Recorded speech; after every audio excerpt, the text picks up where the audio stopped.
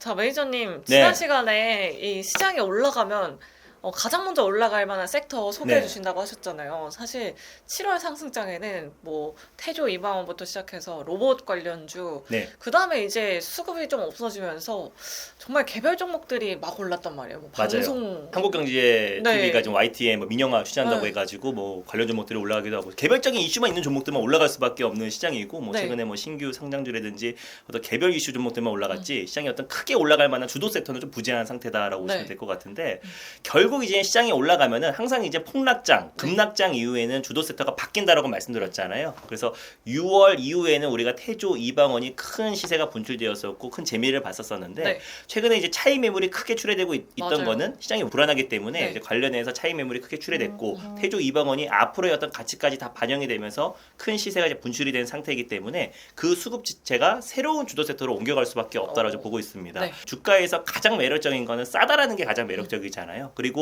코스닥에 특히 이제 시총 상위에 몰려 있는 우리가 제약바이오 섹터를 좀 봐야 되는 시점이다. 그럼 제약바이오 섹터. 맞습니다. 네. 제약바이오 섹터 안에서도 우리가 셀트리온 그룹주가 셀트리온 같은 경우는 바이오 시밀러 관련 대표 종목인데 이 코스피에서 이제 삼성바이오로직스 다음으로 네. 코스피에서 가장 두 번째로 강력한 또 시총이 가장 큰 종목이라 보시면 될 것 같고 셀트리온 헬스케어는 코스닥 시총 1위잖아요. 네. 그리고 셀트리온 제약 같은 경우는 코스닥 시총 8위 종목인데 일단 지금 모든 악재들이 다 반영이 됐다라고 네. 보고 있어요. 코로나 악재가 충분히 반영되면서 고점 대비해서 거의 70에서 많게는 80% 가까운 셀트리온 그룹주의 하락에 나와줬고요. 네. 분식회계에 대한 우려감 다 반영되었고 맞아요. 또 7월 달에 코로나가 재확산되면서 잠깐 또 일시적인 기술적 반등으로 거의 20% 30% 가까운 반등이 나와줬는데 네. 그것 또한 다 이미 반납을 하는 상태입니다. 그래서 가격적으로 지금 계속해서 신저가 행진이 이어지고 있고 다시 한번 코로나 이전 가격 수준까지 다 내려온 상태이기 때문에 일단 셀트리온 그룹주가 움직여야 네. 다른 중소형 제약바이오 종목들도 같이 올라갈 수밖에 없고 또 시장이 본격적으로 올라가려면 네. 국내 시총 1위 제약바이오인 셀트리온 헬스케어의 기관과 외국인의 수급이 들어올 수밖에 없기 때문에 일단 셀트리온 그룹주를 우리가 관심 있게 봐야 된다. 모멘텀도 있어요. 합병에 대한 기대감도 여전히 살아있고 바이오 시밀러 특성상 상반기에는 매출 자체가 비수기고 또 이제 하반기 가면 갈수록 바이오 시밀러의 매출 비중이 더욱더 커질 수밖에 없기 때문에 실적에 대한 기대감 3분기 어닝 시즌이 시작된 만큼 네. 실적에 대한 기대감까지 같이 본다고 했을 때 가장 많은 낙폭 과대 종목들 그리고 제약바이오 섹터의 가장 핵심이라고 할 수 있는 상징적인 셀트리온 그룹주는 장기적으로 좀 보는 관점에서는 충분히 매력적이다. 가격이 매력적이고 올해 하반기에 실적에 대한 기대감도 있고 또 네. 3사 합병에 대한 기대감까지 같이 살아있는 거기 때문에 악재가 다 반영된 만큼 매력적인 종목은 없잖아요. 네. 그래서 셀트리온 그룹주를 여러분들이 일단 기준을 잡고 대응하셨으면 좋겠습니다. 일단 기준은 셀트리온 네. 그룹주로 잡아보자라고 이렇게 말씀해 맞아요. 주셨어요. 기관이 어쩐지 요즘에 네. 셀트리온 그룹주들을 좀 담고 있더라고요. 근데 바이오 섹터에서 그러면 이 셀트리온 그룹주 외에 네. 좀 옥석 가리기가 필요할 것 같아요. 맞아요. 아무래도 바이오 업종은 정말 접근하기는 사실 쉬운데 이게 급등락도 굉장히 심하고 네. 실체가 없는 회사들도 있고 뭐 바이오 섹터 내에서도 의료기기 업종, 신약을 개발하는 업체, 뭐 굉장히 다양한 업체들 있잖아요. 네, 맞아요. 좀 메이저님이 꼽은 믿을만한 업체, 또 3분기 실적까지 볼 네. 수 있는 업체 어떤 업체가 있을까요? 7월 달 같은 경우는 셀트리온 그룹주가 안정을 찾은 상태에서 네. 코로나가 재확산되면서 경구용 치료제 관련 맞아요. 종목들 뭐 네. 예를 들어 일동그룹, 일동홀딩스, 일동제약이 상승이 나와줬고 뭐 셀리버리, 뭐 셀리드, 뭐 그리고 박셀바이오 이런 종목들이 큰 폭의 시세가 분출되었는데 거품이 다 꺼졌잖아요. 이 상태에서 우리가 좀 관심 있게 봐야 될 게 네.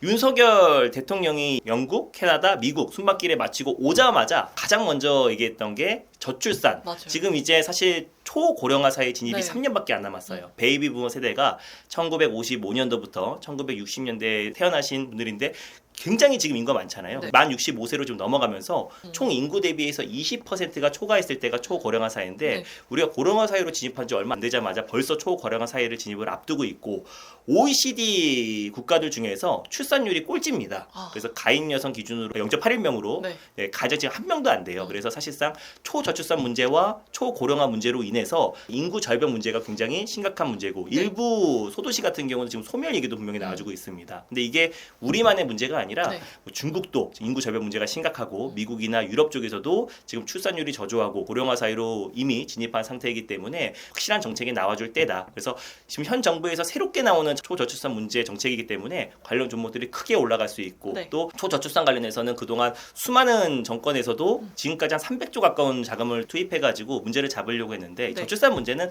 사실 돈으로 잡히는 문제가 아니기 때문에 조금 더 디테일하고 또 세부적인 정책이 나올 수밖에 없다. 그래서 네. 올해 안에 분명히 나오는데 사실상 이제 지난번 서울시에서도 15조 가까운 양육주택이 나왔을 때도 관련 종목들이 일제히 맞아요. 급등이 나와줬잖아요. 네. 캐리소프트, 제로투세븐, 네. 뭐 메디앙스 이런 종목들이 일제히 20에서 30% 이상 상승이 나왔는데 네. 정부에서 더욱더 세밀하고 그리고 또 이제 과학적인 어떤 이제 저출산 관련된 또 그리고 초고령화 관련된 인구 절벽 정책이 나온다고 했을 때는 관련 종목들이 시세가 분출될 수밖에 없다. 제약바이오 섹터 안에서도 우리가 저출산 문제와 고령화 사이에 같이 있을 인구 절벽 관련된 섹터를 우리가 관심 있게 본다고 했을 때는 오. 충분히 그 안에서 스타 종목이 나올 가능성이 높다라고 좀 보고 있어요. 네, 그래서 사실 바이오 업종 내에서 저출산 관련주로 네. 엮이는 종목은 저는 좀 약간 생소하거든요. 네. 일단 뭐 그 안에서 최근에 이제 바이오젠 미국 기업이 최근에 알츠하이머 관련해서 임상 3상에 맞아요. 성공했잖아요. 40% 맞아요. 가까이 올랐잖아요. 그래서 그것 네. 때문에 국내 이제 치매 관련 종목들까지도 같이 맞아요. 좀 상승 흐름이 나와줬는데 네.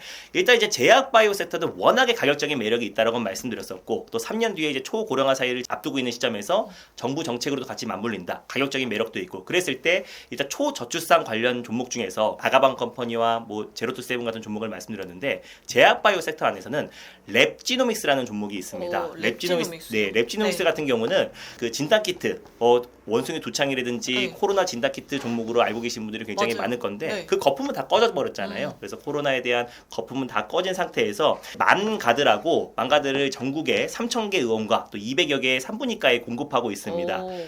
태아의 어떤 세포 유리에서 DNA를 추출하는데 그 DNA에서 기형아 또 그리고 유전자 이상 유무를 이제 확인할 수가 있어요. 오. 그렇기 때문에 이게 저출산 관련 종목으로 묶이고 있고 랩지노믹스 같은 경우는 이제 뭐 진단 키트 때문에 꾸준하게 실적 성장에 나아졌던 기업이고 네. 그 자금으로 최근에 미국 시장에 진출을 앞두고 있습니다. 인플레이션 감축법 관련해서 뭐 신재생 에너지 쪽에 우리가 집중을 했었는데 네. 바이오 헬스케어 산업도 미국 시장에 진출한 기업들은 또 보조금 혜택을 받을 수 있는 거기 때문에 클리아랩 미국의 클리아랩을 인수를 해가지고 미국 시장 진단키트 시장에 진출을 코앞에 두고 임박한 상태이기 때문에 오히려 미국 시장의 진출에 대한 기대감까지도 같이 좀 이어질 수 있는 종목이다라고 보시면 될 것 같아요. 가격적으로도 충분히 매력적인 위치고 네.